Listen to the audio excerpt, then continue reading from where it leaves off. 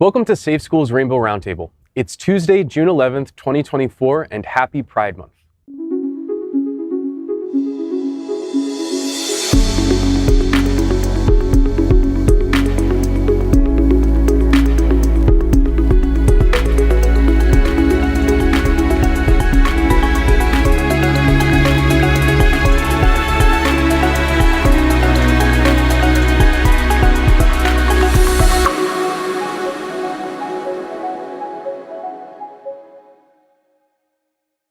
This is a special four-part series at the Rainbow Roundtable on queer grief and how this affects LGBTQ+ youth and students. This very important topic is part of Safe Schools' commitment to stand up for queer youth and help navigate some of the most important issues they face in these challenging times. I'm Dr. Dan Sheridan, head psychologist of No Reservations. Joining us today for our discussion is the Director of Programming at the Children's Bereavement Center, Julissa Reynoso, podcaster and social media expert, Tiffany Williams, a member of the LGBTQ+ community, faith leader and pastor at United Church of Christ, Fort Lauderdale, Reverend Aaron Lauer, school educator, Kyle Summer, and Chief Operating Officer of Safe Schools and Pastor Harold Marrero. We thank our partners that help make the Safe Schools Rainbow Roundtable possible, including the Quadracci Family Foundation, AHF, and the Florida AIDS Walk, Children's Trust of Miami, and Hotspots Magazine Happening Out television network. With all of these talented individuals, let's consider queer grief and its real-life experiences and consequences on LGBTQ+ youth.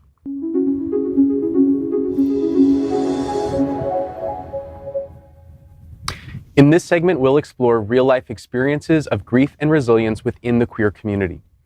Through these stories, we'll delve into the concepts of complicated grief, the significance of pets for LGBTQ+ individuals, and the crucial role of chosen family in the grieving process. Let's start with the story of Alex, a young non-binary person who recently lost their beloved dog, Max.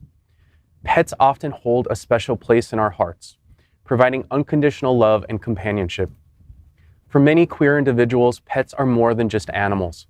They're family. When Alex lost Max, they felt an overwhelming sense of grief. Max had been a constant source of comfort and acceptance, especially during difficult times when Alex faced rejection from their biological family. As Alex navigated this loss, their chosen family, friends who understood and accepted them, became a vital support system. They shared stories of Max, cried together, and celebrated his memory. This support helped Alex process their grief and find ways to honor Max's legacy, illustrating the importance of chosen family in the healing journey.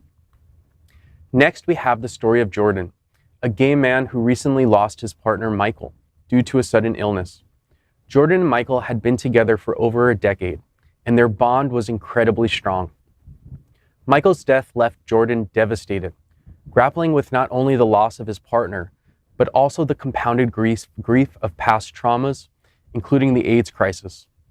Jordan found himself mourning not just Michael, but also the friends and loved ones he'd lost in the past. Jordan's chosen family played a crucial role in his healing process.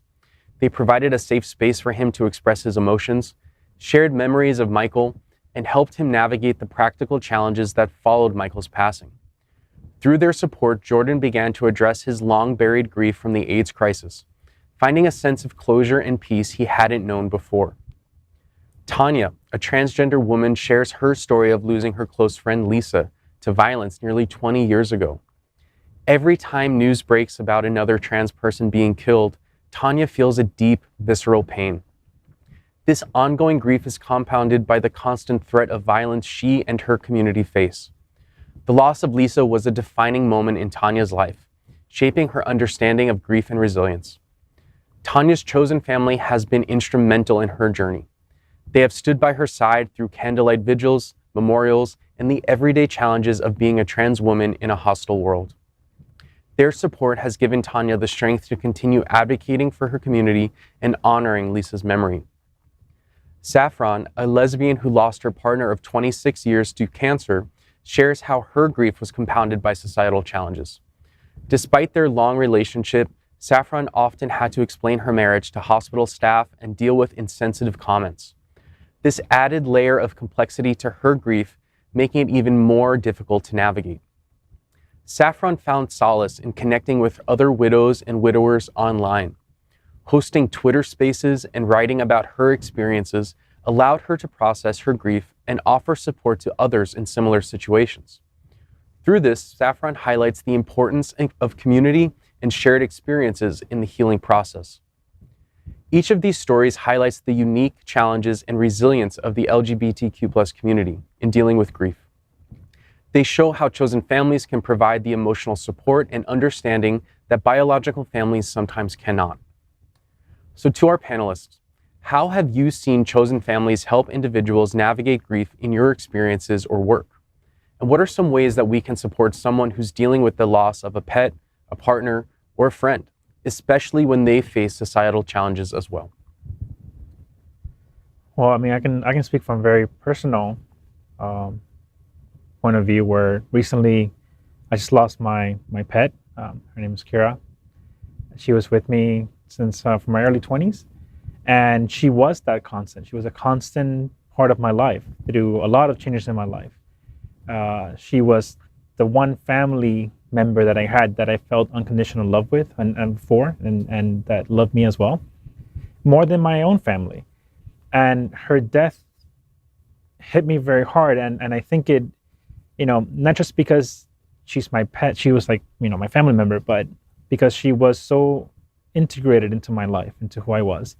And I had to fight the thoughts of like, maybe I shouldn't be grieving so hard because she was only a dog, because that was like the expectations. Like, this is something that I hear a lot. And even like I had to silence my own family members, particularly my father, because he once said something to me in terms of like, what do you have in life? All you have is a dog. And that hurt me so much, because she's so much more than a dog to me. She's like, she's like a daughter. She's like a child. And he meant it in a very awful and horrible way. And when she died and he would call me, I just didn't answer the phone, because he doesn't get to sit with me. He doesn't get to support me, because he didn't support me, period, throughout her life. So I didn't feel the need to answer that phone call, and I haven't answered the phone call. And others in my immediate family and my chosen family, they reached out, but it's just hard. It's hard to lose some, and when in the earlier segments we talked about the feelings of wanting something that cannot be, that can never be again. And that to me is hard, because her presence is still there in the house. Like you can sense it, you can see it. It took me a while to remove her stuff and to put stuff away. And I took my time with it. When people were telling me like, oh, just move on, like, take her stuff away. I'm like, no, I'm gonna sit there. I'm gonna be with it as long as I can. And when I feel ready, then I will remove her things, and I will keep memories of her alive in different spots, in my time. Mm-hmm. Yeah, I think you're speaking really to that grief and that grief process and experience that is very different for everybody, right? Especially in the queer community. There's a lot of shame and guilt that can come in grieving. Should I be grieving this heavily? Is it worth? Is this person? Society may say, really, this person is not even worth to be grieved. And that is such a sad thing. Mm-hmm. So I think the chosen family comes in. We see a lot of that in our support groups, where people really come in and validate your grief is your own, your experience is your own, and it's okay to do with it whatever you want, right? Just sitting with someone can be enough to provide that support, but having an understanding of the complexities that come about in the queer community regarding their own grief, I think that's where the chosen family is so crucial, right? They understand that, right? They understand that component, and they are ready to go. I've seen people mobilize so quickly to help support someone who is really in need, and it's so beautiful. And also that a support group can become a chosen family for people who don't have support in biological families or rural communities. And I think it's wonderful that the CBC, for example, offers online support groups. It's making it national or international. Yeah, international at this point. Yeah, and I love that the CBC also like you said, Dan, they do become a chosen family, and the people in those groups become the ones that you lean into, that you cry with, that you engage in sometimes conversations that you feel like your own family is too much for them. And it could be like there's times that people don't want to engage with grief because they feel they don't know what to say. They're gonna say the wrong thing. It's a lot of reasons. But having places like the CBC and other spaces where you are allowed to just sit there and be around people who understand, who are there for you to sit there and just be, is so important for for collective healing and for, personal and collective healing as well. A lot of our participants actually really mention that. They say, I have been putting on this strong face throughout the week, right? Because people expect me to act a certain way. I have a lot of things to handle. I have funeral things to handle. When I come into the grief support groups that CBC provides, I am able to let that facade go and just whatever comes out, letting it be. And I think we all need spaces like that. Yeah, I think, again, speaking as a pastor, I think religious communities provide a unique kind of space for this grieving. Because I think there are definitely times in our lives, especially as queer people, where we need like a self-differentiated person, to sit with us and to help us through the process of grieving, and then, or a self-differentiated community as well. But I also think, a lot of times in faith communities, when someone passes, for example, or there's a loss in the wider community, or there's some major change, it's like we're all grieving together. And we get to sit in this moment together, and we get to support one another. And people who have been here before get to be the leaders in helping us through it. I think there's a real generative power to grief. And if it's done right, grief can not only be healing, but we can come out the other side. Yes, we're wounded, but like we wear those wounds as like a sign of survival. And we're better for it. There's a great quote that I go to a lot when I talk about grief, and it's this priest, Henry Nouwen. He says that you can't be led out of the desert by someone who's never been there before. And so I think that when we are in those spaces where it's like you have a grief partner almost who's like, for example, we had a youth at my previous church who died by suicide. And his family was going through intense grief. We were able to connect that family with another family who had experienced the same thing, and they were able to work through that process together. And just seeing how that happened and the generative power of that was really, really important. I was going to say also schools provide that same space too. Yeah. I've seen it with like GSA sponsors with their kids. And it's really interesting because everyone has experienced grief, at least in their youth, in one shape or form. And it is hard. It's hard as adults to try to like openly be like, yeah, I'm going through it and I'm going to show my emotions willingly. For a teenager, it's like even like super more intense because you just don't want to feel like that weirdo that's sitting in the classroom that's crying and everybody's just kind of like, what's wrong with you? But a lot of these teachers, sometimes they're really like, surprised that sometimes a student will just come up to them and tell them like, hey, I'm going through this. And they're like, they've told me personally, they're like, I don't know what to say. I want to be supportive, but I'm also like, I want to be like, in case they are at a point where they do need like medical assistance, they need help, they need guidance.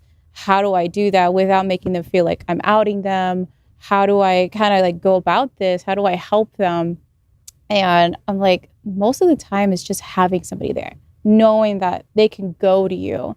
I think it's I'm all about transparency. So you obviously as a teacher or as a guidance counselor or even a mentor, somebody you look up to be like, look, I care about you. I may not know you personally, but I care about you. But if I see that you need like more help than I can provide, I'm going to help you the best way I can. And it's not anything against you. I just want to care for your safety, because that's where a lot of these youths feel like they don't have that person they can go to. And it becomes so overwhelming, and then they do things and then people are like, oh my God, I can't believe this happened. And it's like, yeah, because they just didn't feel safe and they didn't feel like there was somebody they can go to talk about these heavy things. Or I know when I was a teenager, my parents would tell me, they're like, you have it easy. Like, what do you have to worry about? You just go to school. You don't pay bills. You don't do. And I'm like, you're invalidating your child's experience at school. Like, I think we all remember high school. We all remember middle school. Like, those were not fun times. They were hard. And because everybody else is going through their own thing. And then it's like, who is the weakest link? Because we all know there's always that one bully that wants to like go after that one kid for no apparent reason. And one of the biggest things I always tell these kids, I'm like, if you see something, especially the kids that go to these GSA clubs that are allies, they're not part of the community, but they're allies. I'm like, if you see something within your own personal group, like stand up for those kids. They're like, oh, but I don't want to lose them. I'm like, you are better off losing one shitty friend and gaining a whole plethora of like better friends. You know, and it's just that more being upfront, more being that like voice, being that person to step forward and be like, I don't care what anyone thinks. I don't care what anyone else's opinion is. Like, what you're doing is wrong. And I want to support the person that needs it the most.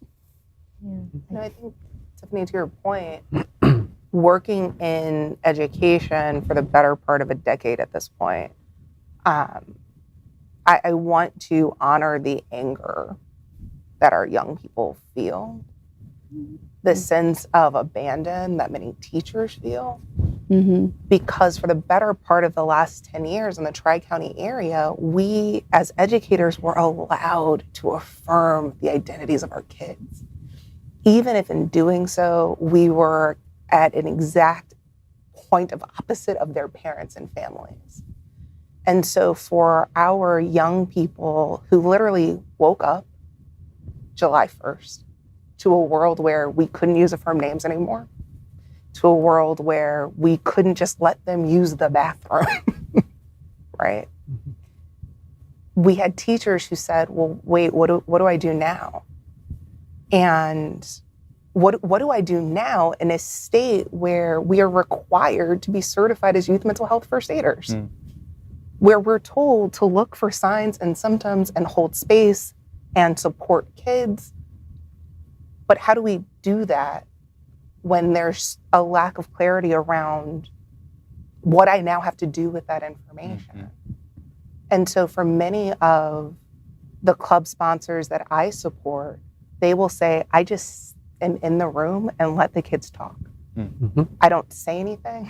I don't prompt anything. Because heaven forbid I say or I prompt something and now I have this information and what do I do with it? The fear around queer youth coming to us and just saying, I need help right now. Well, what does that mean, right? For those of us who are willing to do the thing that's right and say, well, what do you mean? But what does help look like right now? Are you thinking about killing yourself? Are you contemplating suicide? Do you have a plan, right? That's a really difficult conversation to engage with. And if you're in a space of, I am afraid of asking the question, what happens when you say nothing, right? And I think to your point about students, I immediately think about Sylvia Rivera shouting at the crowd saying, how dare you ignore the experience of trans people, but you want me to fight for you, right? Like, how do we get more young people on board to say, I might not be your friend, but like, I'm glad that you're here. And I look forward to seeing you tomorrow, right? There's a collective responsibility. And until we are ready to own the anger that goes with that, I don't think we can fully grieve. We're not going to be able to fully process any of this. Absolutely. I mean, grief really becomes a social justice issue. That, to have a space where we can talk about the things we need to talk about without fear of repercussion, because we're all grieving. That is a fundamental human experience, is grief in all forms. And the only way to live fully, to be our most authentic self, is to honor our grief, individually and collectively. So we have a lot of work ahead of us, especially in Florida. Oh yeah. But we have to move on to the next segment where these stories and experiences underscore the importance of community and support in the grieving process. As we transition to our next segment, we'll explore practical tools and resources for healthy grief practices. We'll look at how allowing oneself to fully feel their emotions and avoiding placing a timeline on grief can aid in healing. We'll also discuss community resources available for bereavement and how these organizations can help individuals through their grieving journey.